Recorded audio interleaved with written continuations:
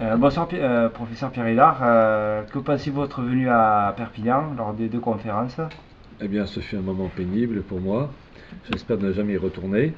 Mais blague à part, je suis ravi de ce séjour en pays catalan de France. Et grâce à vous, j'ai pu exposer différents éléments, que ce soit la construction européenne, les eurorégions en particulier. Et ce soir, exposer un peu les origines comment dire, de ce couple anglo-américain lié au judaïsme, pourquoi de tels liens. Et d'ailleurs, j'en profite pour dire que le livre de Carol Quigley, Histoire secrète de l'oligarchie anglo-américaine, aux éditions Retour aux sources, avec une préface de votre serviteur, sortira vers la mi-mai. Et le livre de cet universitaire permet vraiment de comprendre les origines profondes du nouvel ordre mondial via les élites anglo-américaines. Donc c'est un livre de première main que toute personne sensée se doit d'acquérir. Pour vous, vous identifiez les éléments de l'ordre mondial. Quels sont, d'informer les gens, comment on peut créer le doute chez ces personnes? Comment on peut les accompagner à cette démarche d'éveil, de... À l'usure, c'est-à-dire en fait, il faut toujours s'appuyer sur des faits incontournables, authentiques, officiels. Les personnes qui ont l'esprit empoisonné, parce que c'est ça le problème, la plupart des gens ont l'esprit empoisonné par le système, par les médias actuels, euh, vont sur le coup se rebeller, mais quand même face à des documents irréfutables, ça va quand même trotter dans leur esprit et user d'une certaine manière leur réticence. Et donc avec le temps, il faut être patient, peu à peu basculer du bon côté. Vous savez, il n'y a pas de secret pour se désintoxiquer, c'est comme un drogué, c'est pas 24 heures. Et les gens aujourd'hui, peu importe l'origine sociale, niveau d'études, ont l'esprit déstructuré et infecté par l'esprit actuel, le refus du réel, le côté émotionnel, le peace and love, si tout le monde se donnait la main, il n'y aurait plus de guerre, des conneries de ce genre. Et donc, pour revenir à pied sur terre, il faut à ces gens-là et de bonne volonté, malgré tout, parce que vous avez des personnes qui ne sont pas animées de bonne volonté, qui sont des esclaves par nature, c'est triste à dire, mais ça existe. Mais vous avez aussi des personnes intellectuellement honnêtes et qui cherchent malgré tout, malgré leurs erreurs, à voir clair et avec des arguments, des informations de première main, personnes qui sont prêtes, avec le temps, peu à peu, à basculer du bon côté. Mais il faut être patient. Hein. Une autre question, l'intelligence méthodique. Est-ce que vous pouvez nous parler un petit peu du schéma de ce terme, l'intelligence méthodique? Alors, intelligence méthodique, finalement, je vais me référer à un religieux français du temps de Louis XIV qui était Bossuet. Et Bossuet a une formule, vous savez, de ces personnes qui vous donnent une formule en une phrase ou deux, qui vous font un livre de 300 pages. Et cette formule, c'est le plus grand dérèglement de l'esprit consiste à voir les choses telles qu'on le veut et non pas telles qu'elles sont. Et avec ça, ça vous fait un bouquin de 300 pages, donc vous voyez les économies. Et en fait, l'intelligence méthodique, c'est de toujours s'appuyer sur le réel, non pas en fonction de ses envies, de ses pulsions, mais en fonction de ce qui nous entoure et puis surtout de l'expérience du passé. Donc ça nécessite en plus l'intelligence méthodique, de la curiosité, établir des comparaisons. Et lorsqu'on a fait un constat comme un médecin qui constate que telle personne est atteinte d'une tuberculose et l'autre d'une pneumonie, eh bien, en fonction du réel, donner les bons médicaments correspondant à la maladie. C'est comme ça, c'est méthodique, c'est d'abord constater le réel et en tirer les conclusions. Et donc pour les personnes, lorsqu'elles se trompent, qu'elles sont dans l'erreur et qu'elles sont en mesure de se rendre compte de leur erreur, il y a cette transition douloureuse de se dire, en gros, j'ai été un con, et je me suis fait rouler dans la farine, donc il va falloir maintenant que je change radicalement. Et là, l'orgueil en prend un coup, et ça prend du temps. Mais c'est ça qui est le début de la résurrection, si je puis dire. Surtout qu'on n'est pas loin de Pâques. Y a-t-il eu un événement qui a déclenché votre prise de position actuelle, votre cheminement intellectuel que vous avez maintenant, ou est-ce que c'est par formation professionnelle? Alors, en fait, c'est mon grand-père maternel, quand j'étais enfant, qui m'a offert, quand j'avais 7 8 ans, Petite histoire de France de Jacques Bainville. Et c'est lui qui m'a donné l'amour de l'histoire. Et il y a aussi une chose, c'est que d'un point de vue de ma nature, c'est d'aimer le réel. je vais choquer peut-être certains, les gens qui refusent le monde réel sont des faibles. Il y a une différence entre avoir des faiblesses et être faible, ne pas voir. Non, je ne veux pas voir. Et d'un point de vue, c'est ma nature, je n'aime pas ces gens-là. Au temps antique, on en faisait des esclaves. Alors évidemment, je me reprends et je me dis que peut-être que si j'avais été élevé comme eux, peut-être que je serais comme eux. Mais il est vrai que j'ai une nature tout naturellement à ne pas vivre dans l'irréel. Mais j'avoue que oui, c'est pas facile de. La nature humaine, elle est faible. La nature humaine, quand on observe l'histoire, on se rend compte que les gens suivent toujours le gagnant, le meneur. Alors quand le meneur pense bien, bah, tant mieux, mais quand il pense mal, et c'est plutôt ça qui caractérise l'histoire, eh bien la masse suit. Vous savez, il y a une formule d'un diplomate français, Charles-Maurice de Talleyrand, fin connaisseur de l'âme humaine, qui disait agiter le peuple avant de s'en servir. C'est le principe de l'Orangina. Bon. Eh bien, on se rend compte que les gens, il n'y a pas d'esprit de réflexion. Regardez comment on voit les gens qui votent encore par millions pour l'UMP, pour le PS, alors qu'ils se font rouler dans la farine depuis des dizaines d'années. J'ai envie de dire, mais vous n'avez toujours pas compris. Vous n'avez toujours pas compris. Qu'est-ce qu'il faut? Ben, il faut le malheur, en fait. Les gens ne comprennent que dans le malheur, et dans la souffrance, on est moins con. Quand on a le frigo vide, quand on a une guerre, quand on doit jouer avec sa vie et qu'on a un adversaire et qu'on se dit ben, si je le tue, je sauve ma vie, et si je ne le tue pas, c'est lui qui a ma peau. Ben, ça vous met du plomb dans la cervelle. Ce sont les gens qui souffrent qui sont mûrs. Et aujourd'hui, c'est peace and love, on est tous citoyens du monde, on se donne la main, il n'y a plus de guerre. Ben non, je suis désolé, c'est pas ça l'humanité.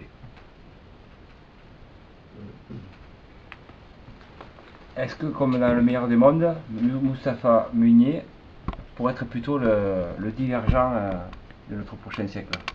Disons que c'est un prototype, oui, parce que l'ouvrage d'Huxley, Le meilleur des mondes, sorti en 1931, qui était un ouvrage à l'origine de science-fiction, mais en fait un ouvrage de politique pure, montre une humanité, une gouvernance mondiale, des blocs continentaux, et puis l'Europe qui est dirigée par un suprême dirigeant qui s'appelle Mustapha Meunier, qui est ni arabe ni français, mais qui est un produit hors sol. Et c'est ça qui nous attend.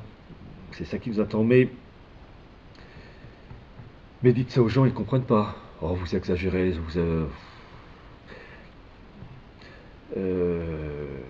en fait, c'est triste à dire, mais le malheur, je reviens, met du plomb dans la cervelle. Et il faut, face à des gens qui sont abrutis par des émissions de la Secret Story et compagnie, il faut des coups durs. Vous savez, je pense aux Français, même aux Européens, mais jusqu'au XXe siècle, mettons 19e siècle, où la plupart des Français étaient paysans. Là, il faut vivre avec le réel, voir le climat, la qualité de la terre, voir la bête, le cochon, la vache, etc., qui est en bonne santé ou pas. Là, il ne faut pas rêver. Et ça vous fait des hommes solides. Vous savez, on parle toujours de la guerre de 14-18. On oublie une chose, c'est que certes, il y avait un armement, mais ce qui a fait que la France a tenu, c'est que la plupart du temps, ces soldats français, c'était des paysans. Et des gens solides. Avec leurs défauts, leurs faiblesses, évidemment, mais des gens solides. Qui avaient des moments de creux de vague, évidemment, parce que, évidemment, l'enfer de Verdun, mais qui ont tenu. Mais nous, on aurait vécu en 1914-1915, mais les 9/10 des Français n'auraient pas tenu, ils auraient eu leur crise de nerfs, leur incompréhension. Et ces Français de 1914, c'était des soldats, c'était des mecs. Et les femmes qui étaient à l'arrière du front pour faire tourner les usines d'armement, c'était des femmes, pas des minettes. Et nous, c'est tout l'opposé. Nous, c'est des êtres émasculés, plus de mecs, plus de nanas. Ce sont des. La guerre 14-18, pour moi, c'est révélateur, que ça soit côté français, mais côté allemand, côté anglais, évidemment. On avait affaire à des hommes et des femmes, et aujourd'hui, sauf exception, il n'y a plus d'hommes, il n'y a plus de femmes. Il y a des sexes masculins, il y a des sexes féminins, il n'y a plus de mecs, et il n'y a plus de vraies femmes. Je vais citer un cas d'une vraie femme, je suis contre sa politique, En plus, elle faisait partie du système mondialiste, mais je dois reconnaître, même si je ne suis pas d'accord, c'est Margaret Thatcher. Elle était d'origine sociale modeste. Son ascension sociale, elle l'a due uniquement à son travail personnel. Elle était une femme dans un milieu d'hommes, et en plus milieu anglais plutôt misogyne. Et ben, c'est une sacrée femme. Après, évidemment, sa politique, je n'aime pas. Mais c'est une femme, pas une minette. Voilà, c'est une femme.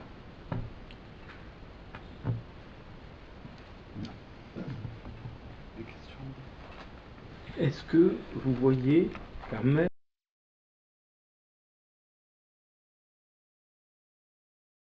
métaphysique ou spirituel d'un éveil des Français ou des peuples du monde? Alors déjà, les Français, oui, quand même, il y a toujours une minorité qui se réveille, parce que, bon, il y a quand même des personnes qui font du travail, qui diffusent des informations, donc il y a toujours un réveil, mais il faut quand même reconnaître que c'est quand même minoritaire. Oui, une prise de conscience, mais une prise de conscience qui touche une minorité. Et je dis toujours, en fait, la vraie bascule, c'est toujours dans le malheur. Euh, Quand vous voyez la jeunesse toujours plongée avec leur SMS, leur page Facebook, comment peuvent-ils s'élever quand ils s'intéressent aux futilités? Donc, il faut des choses. On mange quoi ce soir? Ben, il n'y a plus rien à manger. Il fait froid. Ben, mets un pull, mais j'ai plus de pull. Ah, ben, tu vas crever de froid. Il faut des choses primaires pour remettre les gens sur la bonne voie. C'est très à dire. Moi, personnellement, je m'en passerais parce que je risque en plus d'y passer. J'avoue que je sais pas. Mais il faut des trucs primaires parce que les gens sont trop primaires pour revenir à des pensées justes. Il faut, j'appelle ça la politique de la schlag. Hélas, je voudrais tellement me tromper, mais il faut des événements durs. Et puis bon, à titre personnel, je crois en un coup de pouce à la Providence. Parce que humainement, c'est cuit. Hein. Ça, il ne faut pas se leurrer. Mais cuit ne veut pas dire ne rien faire. Il faut toujours reprendre la phrase de Sainte Jeanne d'Arc. De par Dieu, les hommes se battront. Et Dieu donnera la victoire, c'est qu'on fait de son mieux. Et avec le coup de pouce de la Providence, ça repartira. Parce que j'ai la certitude du renouveau. Mais on va, pardonnez-moi l'expression, en chier comme des Russes avant de remonter. Surtout qu'ils risquent, eux, de jouer un rôle particulièrement important en liaison avec le monde musulman contre l'Europe occidentale. Ah, je pense qu'un jour, un drapeau flottera sur le sommet du Vatican, et ça ne sera pas le drapeau du Vatican.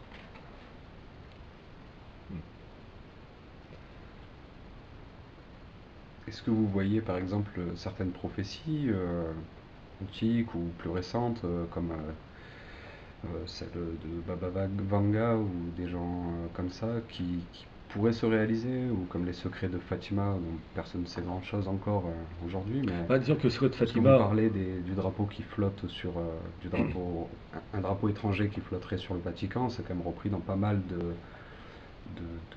théories, de voyants, de médiums. ou de mystique, parce que les médiums, c'est pas catholique. Quand on est catholique, disons que on peut dire que le péché mortel existe aussi pour les États. Il existe pour les personnes, mais pour les États aussi. Ce que demandait la Sainte Vierge à Fatima n'a pas été réalisé. Donc la Russie est toujours l'instrument qui servira de châtiment. Et donc ça risque de...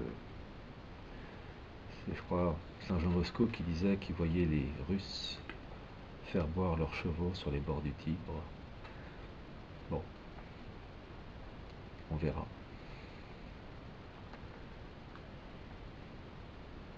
Merci. Ben oui. 14 minutes. Terminé. Pardon. Allez, vas-y, c'est bon. On refait la question. Donc, question bonus. Pourquoi est-ce qu'il y a un distinguo dans l'appellation de la Constitution, donc la Déclaration universelle des droits de l'homme et du citoyen? Pourquoi est-ce qu'on fait ce distinguo de l'homme et du citoyen alors que c'est pas expliqué ou pas repris dans la Constitution ensuite? Alors, droit de l'homme, évidemment, c'est la vision à l'échelle planétaire, et citoyen qui concerne le citoyen français. Mais la France, dans cette mission, elle a une mission très importante, puisque, ayant entre guillemets violé le baptême de Clovis, elle doit avoir la politique inversée, qui est d'être un peu la figure de proue via cette déclaration des droits de l'homme, qui est en fait une émanation du noachisme issu lui-même de la synagogue, doit être la figure de proue plus que d'autres pays. Et donc elle a un rôle en tant que citoyen de cette République française qui est finalement un noachisme institutionnalisé. Donc elle a un rôle particulier, donc le citoyen français, ou la France en règle générale, a cette mission particulière du fait de son reniement du baptême de Clovis. Donc droits de l'homme pour la planète entière, et la France a ce triste privilège d'avoir cette citoyenneté comme pour mettre en valeur ces droits de l'homme. Donc citoyen français qui joue un rôle particulier. Bon. J'ai une question, excusez-moi. Qu'est-ce que l'universel, vraiment? Le terme universel. Universel, ça dépend dans quel domaine. Universel au niveau de l'espace, universel... Alors c'est universel, parce que dans universel, il y a le mot un, unique. Voilà, c'est... Il y a une vision religieuse. Une vision religieuse, religieusement. Alors oui, effectivement, que ce soit dans l'islam ou dans le judaïsme, vous avez Dieu l'unique, monothéisme, mais vous avez, comme je l'ai dit tout à l'heure, ce caractère particulier du catholicisme, qui est ce dogme qu'on ne peut pas expliquer scientifiquement, qui est la Sainte Trinité, qui est abhorré et détesté par le monde juif et même musulman, parce qu'ils n'aiment pas cette chose-là, il faut le dire en toute franchise. Et donc c'est un universel trinitaire. Allez expliquer ça. Voilà, c'est un mystère, mais il y a des moments où l'humilité a du bon. C'est-à-dire qu'on doit se plier à des choses que l'intelligence humaine, même la plus grande ou la plus fine, ne peut pas expliquer. Mais le catholicisme a une vision universelle. C'est faire en sorte que le Christ soit le roi des nations. D'ailleurs, l'épiphanie, le 6 janvier, c'est quoi? Ce sont les rois mages, qui représentent un peu toutes les origines de l'humanité, qui rendent hommage à l'enfant Jésus, le roi des nations. C'est ça l'histoire. Et comme par hasard, Sainte Jeanne d'Arc est née un 6 janvier. Et comme par hasard, avec des guillemets, parce qu'en fait c'est un clin d'œil de la Providence, Sainte Jeanne d'Arc est née à Don Rémy. Donc il a l'abrégation de Domus, la maison de Rémy, le nom de l'évêque Saint Rémy, qui a baptisé et converti Clovis. C'est pour rappeler la mission particulière de la France. Et le caractère universel, la France est le porte-drapeau du Christ, roi des nations, et la France finit l'Église pour répandre la parole du Christ. Voilà, il y a un fond mystique, et donc la France est le pays à abattre en priorité comparé à la Finlande, Bangladesh ou l'Indonésie, parce que la France a cette marque qui la distingue des autres. Et pour le moment, elle est rebelle depuis 1789, mais ça va se terminer dans quelques temps. Comme on dit souvent l'histoire bégaye, pourquoi ne pas arriver à une alliance de circonstances comme on a connu sous François Ier, qui s'est allié avec Suleiman le Magnifique et les protestants allemands? Pourquoi pas un éveil, une union sacrée citoyenne de tous les citoyens français de toute origine et diversité face à l'inéluctable? Alors, ce principe, il faut déjà, quand on émet un souhait, il faut voir si ce souhait correspond au monde réel. Est-ce que des peuples ayant des référents religieux, civilisationnels différents peuvent tout d'un coup, par paquet de millions, s'entendre? Déjà, on a déjà du mal à se marier et à s'entendre avec une personne, alors que des millions ensemble, réunis, vous savez, la grande plaisanterie que le mariage c'est Sacha Guitry, le mariage est une merveilleuse institution qui permet d'affronter à deux des problèmes qu'on n'aurait jamais connus en restant seul. Alors quand il s'agit de deux personnes, déjà c'est pas facile, mais mettre d'accord des personnes par paquet de millions qui pensent différemment, vous savez, il n'y a pas de secret, la force d'un pays repose sur l'unité de sa culture. Ça, au même titre que pour se marier, il vaut mieux se marier avec quelqu'un qui a grosso modo la même origine sociale, la même tournure d'esprit religieuse, philosophique, pour éduquer les enfants quand on s'entend sur les bases et qu'on s'engueule entre guillemets que pour des petits détails, même mariage dur. Voilà, donc c'est pareil pour un peuple, il faut des référents communs de la vie de tous les jours, et avec ça un peuple tient, et puis un idéal aussi pour rehausser. Et d'ailleurs la volonté du mondialisme, c'est de mélanger les peuples qui ne s'entendent pas, qui pouvaient s'entendre en restant respectivement dans leur pays d'origine, mais de fait de les mélanger, ça crée des zizanies parce que, comme au même titre on ne se marie pas avec tout le monde, au même titre on ne s'entend pas avec tout le monde. Il y a des peuples qui peuvent avoir des relations cordiales de pays à pays, mais qui, quand on les mélange, ça tourne au vinaigre. Et au profit de qui? Et donc, ça crée le malheur qui va justifier le passage à une étape supérieure au profit du mondialisme et de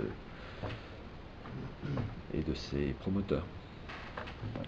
Je vous remercie pour votre dernier entretien et votre agréable et impressionnante tournée sur la région de Perpignan et sur Terre. Moi, en tout cas, je vous remercie de votre accueil et de ce excellent moment passé en votre compagnie à Perpignan, sur les terres catalanes françaises. Merci. Merci.